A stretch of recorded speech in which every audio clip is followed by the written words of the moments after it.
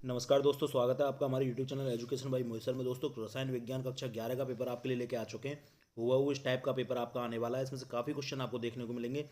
Channel पर आप पहली बार विजिट करने आए हो, चैनल को सब्सक्राइब करके बेल आइकन जरूर दबा दें। पूरा पेपर मैं आपको सॉल्व करके बता रहा हूँ। पूर्णांक आपका 50 नंबर का पेपर आने वाला। समय आपका 3 घंटे 15 मिनट रहेगा। कक्षा 11 रसायन विज्ञान का ये पेपर है आपका। देखो दोस्तों, पहला क्वेश्चन यहाँ पर अपन सॉल्व कर लेते हैं।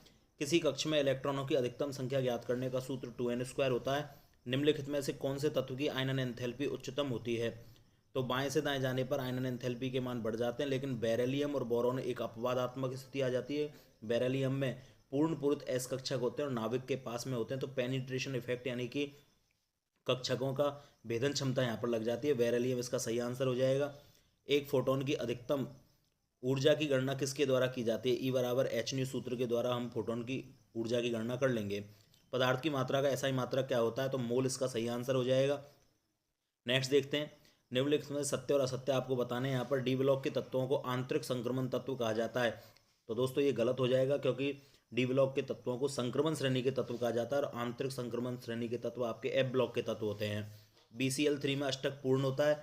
नहीं दोस्तों, BCl3 में अष्टक पूर्ण नहीं होता है, इसमें केवल 6 इलेक्ट्रॉन रह जाते हैं, तो ये भी आपका असत्य होने वाला है। आंतरिक ऊर्जा एक विस्तृत गुणधर्म है, ये आपका सत्य हो जाएगा। आवोगाद्रो संख्या का मान क्या होता है? तो आवोगाद्रो संख्या 6.022 गुना 10⁻23 आवोगाद्रो संख्या होती है। PCl5 में संकरण क्या हो जाएगा? तो PCl5 में आप सिग्मा प्लस लॉन पेयर करके संकरण निकालोगे। फास्फोरस के बाह्यतम कोष में 5 इलेक्ट्रॉन और 5 से 5 क्लोरीन जुड़ रहे हैं, तो 5 सिग्मा बॉन्ड हो जाएंगे और लॉन पेयर इसके पास एक भी नहीं बचेगा, तो 5 से इसका संकरण आ जाएगा sp3d। तो PCl5 में sp3d संकरण होता है। ऊष्माक्षेपी अभिक्रियाओं के लिए ΔH का मान क्या होता है? ऊष्माक्षेपी अभिक्रियाओं में दोस्तों ऊष्मा मुक्त हो जाती है, और निकाय से जब ऊष्मा मुक्त हो जाएगी तो ऐसी स्थिति में निकाय के पास ऊष्मा की कमी आएगी, तो ΔH का मान नेगेटिव हो जाएगा। मोलरता ज्ञात करने के लिए सूत्र लिखिए। तो मोलरता ज्ञात करने का सूत्र आपका हो जाएगा M बराबर, ऊपर आप विलेय की ग्राम में मात्रा को 1000 से गुना कर दोगे यदि आपको ग्राम में दे रखा है तो, और नीचे आप मोलर द्रव्यमान विलेय का जो होगा उससे आप यहाँ पर मोलरता के लिए V जो भी आएगा आपका ml में उससे मल्टीप्लाई कर दोगे, तो ये आपके मोलरता ज्ञात करने का सूत्र हो जाएगा। जालक एंथैल्पी किसे कहते हैं? जालक एंथैल्पी का मतलब होता है जैसे कोई आयनिक यौगिक है मेरे पास NaCl। अब ये आयनिक यौगिक आकर्षण बल से बना हुआ है, स्थिर वैद्युत आकर्षण बल से। तो इस स्थिर वैद्युत आकर्षण बल को तोड़ने के लिए जो अपन ऊर्जा देंगे, जैसे 1 मोल NaCl के मध्य में जो भी इलेक्ट्रोस्टैटिक फोर्स होंगे उनको तोड़ने के लिए या इनको पूर्ण रूपेण आयन में बदलने के लिए जिस ऊर्जा की आवश्यकता होती है उसको अपन जालक ऊर्जा बोलते हैं। नेक्स्ट देखते हैं अगला क्वेश्चन। ऊष्मागतिकी का प्रथम नियम बताइए। तो ऊष्मागतिकी का प्रथम नियम हो जाएगा कि ऐसी कोई शाश्वत गतिक मशीन का निर्माण नहीं किया जा सकता जो बिना ऊर्जा के कार्य कर सके। यहाँ पर कोई निकाय मेरे पास जो Q ऊष्मा अवशोषित करके W कार्य करता है, तो ऊष्मागतिकी का प्रथम नियम हो जाएगा ΔU बराबर Q प्लस W। अगला क्वेश्चन है, निम्न को आकार के बढ़ते क्रम में व्यवस्थित कीजिए। दोस्तों Fe, Fe+2, Fe+3, जितना ज़्यादा पॉजिटिव चार्ज होगा उसके पास अट्रैक्शन फोर्स उतना ज़्यादा हो जाएगा। तो यहाँ पर +3 वाले का सबसे कम, +2 वाले का उससे ज़्यादा, और सबसे ज़्यादा आकार में बड़ा हो जाएगा Fe। अगला क्वेश्चन देखते हैं हम। स्थिर अनुपात का नियम लिखिए। तो स्थिर अनुपात का नियम होता है कि किसी भी यौगिक को किसी यौगिक को चाहे किसी भी प्रकार के स्रोत से बना लिया जाए उसमें तत्वों का अनुपात स्थिर रहता है। 25 डिग्री को फ़ारेनहाइट में परिवर्तित कीजिए। तो फ़ारेनहाइट में परिवर्तित करने के लिए आप क्या करोगे? 9/5 इंटू डिग्री सेंटीग्रेड, 25 दे रखा है, प्लस 32, ये आप फॉर्मूला यहाँ पर लगा दोगे। 5 से 5 बार कट जाएगा, 9×5 = 45 और 32 77 फ़ारेनहाइट, ये आपका आंसर आ जाएगा यहाँ पर। तो 77 फ़ारेनहाइट इसका सही आंसर होगा। अगला क्वेश्चन देखते हैं, कृष्णिका विकिरण क्या होता है? तो किसी काली वस्तु को गर्म किया जाता है तो प्रत्येक प्रकार की विकिरणों का उत्सर्जन कर देती है, इसे कृष्णिका कहा जाता है, और निकलने वाली विकिरणों को कृष्णिका विकिरण कहते हैं। प्लांक के क्वांटम सिद्धांत से आप इसे समझ सकते हैं।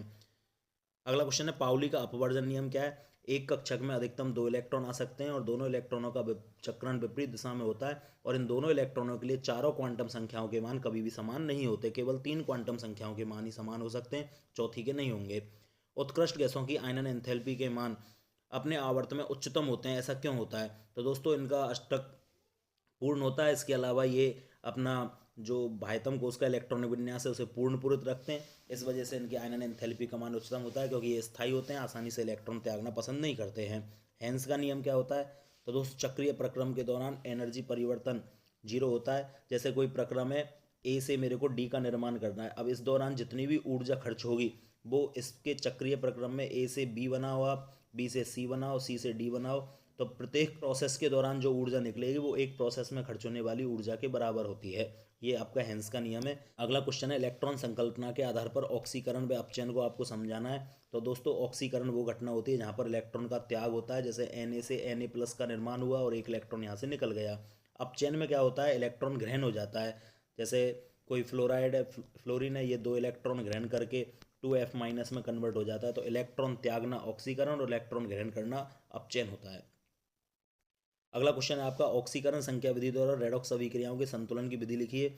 दोस्तों यहाँ पर आप AOHC इस सूत्र को लगाकर आप यहाँ पर इसको संतुलन कर सकते हैं। पहले एटम का बैलेंस करोगे, फिर ऑक्सीजन का बैलेंस करोगे, फिर हाइड्रोजन का, और फिर चार्ज का बैलेंस यहाँ पर करोगे।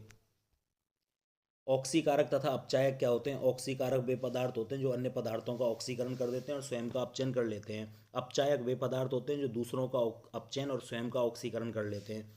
अगला क्वेश्चन है, NaHSO4 में सल्फर के ऑक्सीकरण अवस्था। तो दोस्तों Na की हो जाएगी +1, फिर इसके बाद सल्फर की भी, हाइड्रोजन की +1, सल्फर की निकालनी है तो x, और ऑक्सीजन की आपकी -8 = आप 0 रख दोगे, x बराबर यहाँ पर आपकी +6 सल्फर की ऑक्सीकरण अवस्था आ जाएगी। अगला क्वेश्चन है, अर्ध अभिक्रिया विधि द्वारा निम्नलिखित रेडॉक्स अभिक्रिया का संतुलन कीजिए। उसी सूत्र से आप इसको इस तरह से संतुलित कर लोगे। अगला क्वेश्चन आपका रहेगा, सिग्मा आबंध और पाई आबंध में से कौन प्रबल होता है? तो दोस्तों सिग्मा आबंध प्रबल होता है, ये सम अक्षीय अतिव्यापन से आपके बनते हैं। पाई आबंध आपके समपार्श्विक अतिव्यापन से बनते हैं, ऊपर नीचे की आपकी अतिव्यापन होता है। और सिग्मा आबंध आपके पीजेड कक्षक आपस में अतिव्यापन करके बनाते हैं। नेक्स्ट क्वेश्चन है, संकरण किसे कहते हैं? जब लगभग समान ऊर्जा और भिन्न भिन्न आकृति के परमाणु कक्षक आपस में संयोग करते हैं तो लगभग समान ऊर्जा और समान आकृति के संकृत कक्षकों का निर्माण होता है। इस घटना को हम संकरण कहते हैं। sp3 संकरण में एक s कक्षक और 3 p कक्षक आपस में संकरण में भागीदारी निभाते हैं और ये समान ऊर्जा समान आकृति के 4 नए sp3 संकृत कक्षकों का निर्माण कर लेते हैं। इसकी आकृति आपकी चतुष्फलकीय होती है और बंद कोण का मान 109.5 डिग्री का होता है। अगला क्वेश्चन है आपका, हाइड्रोजन आबंध क्या होता है? तो जब देखो दोस्तों उच्च विद्युत ऋणी परमाणु FON, इनके मध्य में कोई दूसरा परमाणु हाइड्रोजन आ जाता है और ये किसी उच्च विद्युत ऋणी परमाणु से जुड़ा हुआ होता है, तो ये तत्व इसको अपनी ओर अट्रैक्ट करते हैं, उनके बीच में एक बॉन्ड बन जाता है, इसे अपन हाइड्रोजन बॉन्ड के नाम से जानते हैं।